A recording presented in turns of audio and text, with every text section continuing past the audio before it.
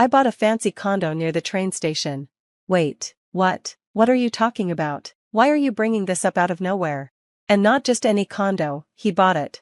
It's amazing, the view is beautiful, and the rooms are spotless, he said like it was no big deal. I was confused. It turns out, while I was staying at my parents' house, he sold our current apartment and bought the condo behind my back. Then, he moved in without even telling me. No way, where did you get the money for this? I was panicking, but he stayed calm and smug. Oh, I used the money from selling our apartment to make the down payment, he said. What? And by the way, I'm going to live here with mom and dad. I don't need a freeloader like you hanging around. He decided, without asking me, to live with his parents and kick me out of the picture. I was so shocked I didn't even know what to say. My name is Lily, I'm 32 years old, pregnant, and a stay-at-home wife. I'm 8 months along and counting the days until I meet my baby. My husband, David, is 35 and works for a big company. We've been married for 3 years, and I was overjoyed when I finally got pregnant. We'd been trying for a while, but at the same time, I was nervous about my first pregnancy and childbirth. To relax, I visited David's parents' house often. Lily, you're going to be a mom soon, how does it feel? Honestly, it doesn't feel real yet, I'd reply with a nervous smile. The one asking was Rachel, the wife of David's brother, Ethan. She's the reason I enjoyed going to my in-laws' house. I didn't talk much to Ethan, but Rachel and I became good friends. She's a stay-at-home mom too and lives with my in-laws. David's mom started having trouble walking 2 years ago, and the family was worried about leaving her alone during the day, so Rachel, who used to work as a caregiver, stepped in to help. She's kind and didn't hesitate to take care of her. Even though my mother-in-law only needs a cane sometimes, Rachel does a lot to support her. I admire how selfless and quick she was to help. Rachel and Ethan have a 5-year-old daughter, and seeing how Rachel handles motherhood made me feel less nervous about my own pregnancy. She's been a great friend and role model. Time went by, and I had just 1 month left until my due date. I'd been planning this for a while, so I decided to stay at my parents' house to prepare for the baby's arrival. Even though my belly felt heavy, I enjoyed shopping for baby clothes and imagining life with my little one. It was so relaxing to spend time at my parents' home, and it felt refreshing to be back for a longer stay. 2 days past my due date, I started having contractions. I tried calling my husband, Ethan, but he didn't pick up. I also sent him a text, but he didn't reply. At first, I thought maybe he was busy with work or something serious had come up. But as the contractions got stronger, I didn't have time to dwell on it. My focus was completely on bringing my baby into the world. Thankfully, I gave birth to a healthy baby girl. When I held her in my arms for the first time, I felt pure happiness. It was like nothing else mattered. Ethan was supposed to be there for the birth, but he never showed up at the hospital. I wanted to confront him, but I was too exhausted, so I just sent him a text letting him know we had a baby girl and then fell asleep. Sometime later, I woke up to someone calling my name. Still sleeping? Huh, Ethan? Is it morning already? Come on, Lily, wake up, he said casually. When I opened my eyes, I saw Ethan standing there, with his parents behind him. He smiled and said, "Look, my parents came, you should thank them for coming." I couldn't believe it. I had specifically told Ethan I didn't want visitors right after giving birth. "Why didn't you reply to me yesterday?" I asked, annoyed. "Well, I had dinner plans with my parents," he said matter-of-factly. "Dinner plans? Are you serious?" He shrugged. "Yeah, we went out for sushi, but I drank a lot, so I figured it wouldn't be a good idea to come here drunk. I didn't want to cause a scene." I stared at him in disbelief. While I was in labor, he was out drinking and eating sushi with his parents? Before I could respond, he asked, "Anyway, where's the baby?" "She's in the nursery, she's healthy and perfect," I replied, trying to keep calm. As soon as I said she, his mother frowned. "A girl? Ugh, what a useless wife." "What did you just say?" I asked, shocked. His father added, "This is pathetic. First Rachel, and now Lily, both of you failed." I felt my blood boiling. How could they say this to me, especially after everything I'd just been through? Then Ethan, instead of standing up for me, sighed and said, "Yeah, I knew it was a girl, but I was really hoping we'd have a boy. My parents were counting on us." I couldn't believe my ears. Disappointed? Counting on us? Why did it matter so much to them? I never thought I'd have to worry about having a son, since Ethan is the second son in his family, but his parents had been hoping for a boy, especially since the first grandchild was a girl. Honestly, I didn't care about that at all. For me, it didn't matter if my baby was a boy or a girl, my child was perfect just the way she was. Ethan should have felt the same, but it was clear he was more interested in pleasing his parents.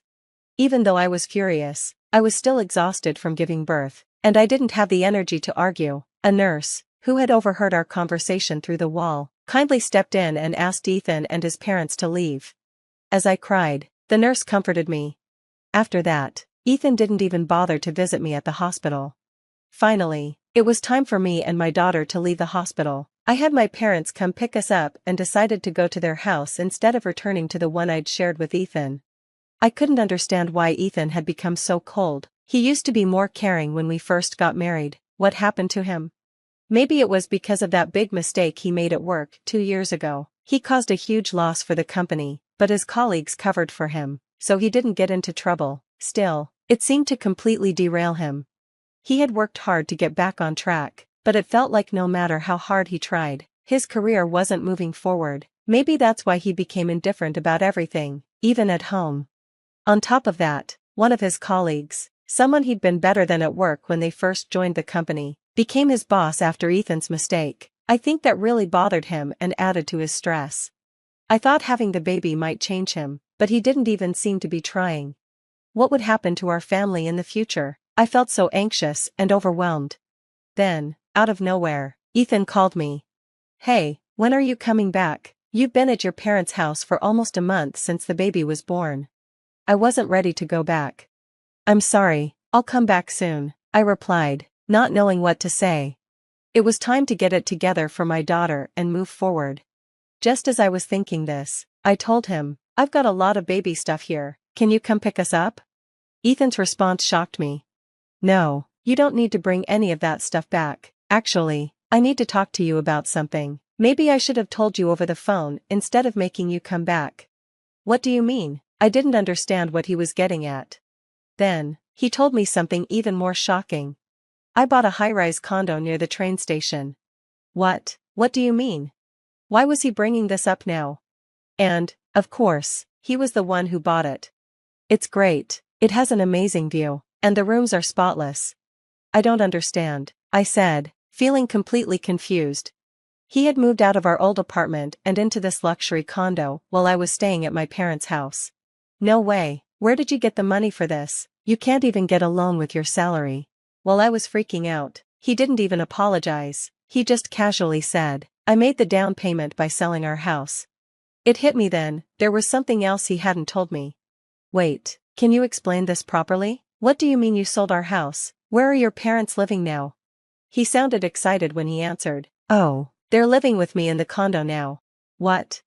"I'm going to live with them in this awesome new place. I don't need someone like you around anymore. Get out." Just like that, he decided to move in with his parents and kick me out without even asking me. I was completely speechless. I didn't know where to start.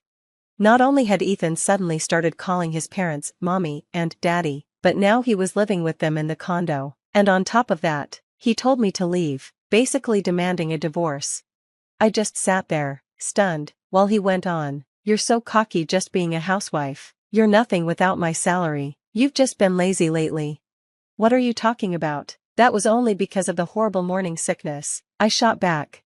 I had been busy until the moment I gave birth, but he wouldn't listen. "Our baby wasn't a boy. You're totally useless. My parents even said it's better to be with a younger woman who can give me a son, instead of someone like you, and they don't want to live with my brother and his wife anymore. I've packed your stuff in a storage room, so go pick it up. Oh, and I've already sent you the divorce papers. You better file them." Then he hung up. I was too shocked to do anything. Why did I marry such a jerk? I felt like I made the worst decision.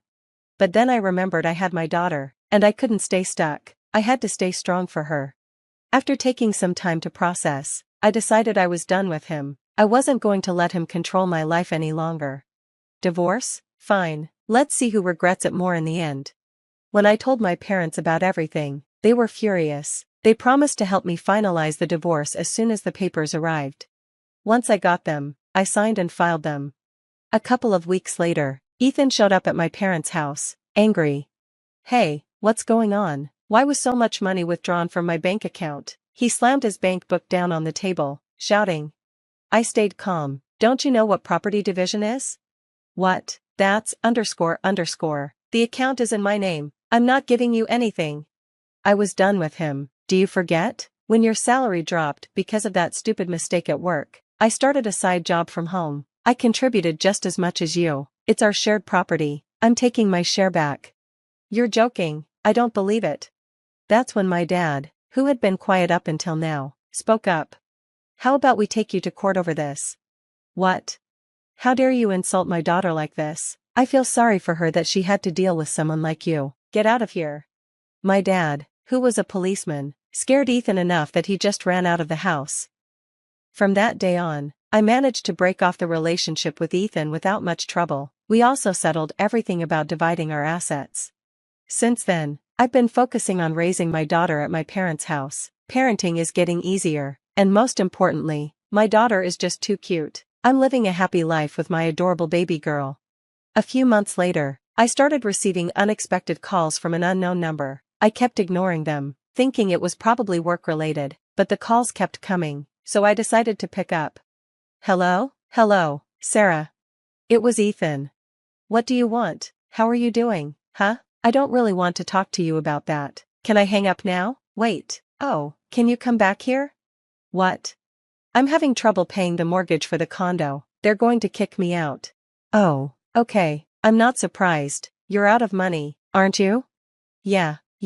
I ran out of savings. My dad hurt his back, so he had to quit his job. Mom brags to her friends, but she's always complaining. It's a mess. Haha, sounds like your parents. I don't know what to do anymore. It made sense now. He shouldn't have even passed the home loan screening with his salary. I guess he had used his savings, his dad's salary, and a loan to buy the condo. But now, with his dad unable to work and his mom spending all their money, he couldn't keep up with the payments. I found out my bank balance was zero, and I'm being told to leave if I don't pay by next week. Please come back, Sarah. We really loved each other once.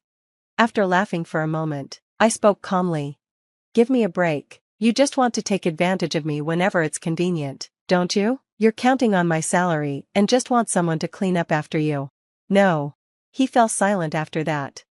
You also called me a parasite, didn't you? Wouldn't I just get in the way if I came back? Well, I didn't mean it like that.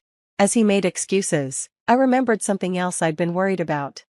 By the way, what about Jane and your brother? They've already moved out. They're living together now. My brother got into a fight with Dad when he told him to start living better. Dad lost it and said, I don't want to be told what to do by someone who married a woman who couldn't even give me a son. My brother, who's usually so calm, just exploded and said, I'm cutting ties with you both if you keep making fun of my wife. I see. Your brother seems like a decent person. It's good to know he cares about Jane. Please come back. Sarah, are you serious? Who would want to come back to you? I'm too busy taking care of my daughter. I don't have time for people like you. People like me? By the way, do you really call your parents daddy and mommy? It's so weird to act like that at your age. Please, don't say that. You can still bring our daughter here. What? Wasn't it you who wanted to live with her when you first asked me? Oh, I get it. You forgot you even had a daughter. I would never bring my daughter to such a terrible father. Don't ever call me again. If you show up, I'll call the police, and my dad will arrest you. When I said that, I could hear him realize how scary my dad could be. I hung up, blocked his number, and changed mine to avoid any further contact. Not long after, Jane reached out, and we made plans to meet up for the first time in a while. I'm sorry I didn't keep in touch. We actually moved to the countryside, and it took a while to get the internet set up. Jane and her family had moved to a quiet rural area. I went to visit her, and it was such a peaceful town surrounded by nature. I thought it would be a perfect place for my daughter to grow up. She would be happy and healthy in that environment. Later, my brother-in-law told me about Ethan and his parents. They were eventually evicted from the condo and left with debt. Now Ethan is still taking care of his parents, struggling to make ends meet. It was no surprise. Meanwhile, I work from home and live with my parents. I can work from anywhere, so I decided to spend a few days at Jane's house and then head back to spend time with my daughter. When my daughter is older, Maybe we can move to the countryside and live close to Jane. I'm excited about the future and the life we're building. Buying a condo while your wife is pregnant, who does that? Maybe if you're rich, but not with a regular income. Either way, I'm glad to be away from that awful husband. I hope Jane and her family continue to live happily together. Thanks for watching to the end. Please subscribe if you liked the story, and I'll see you in the next video.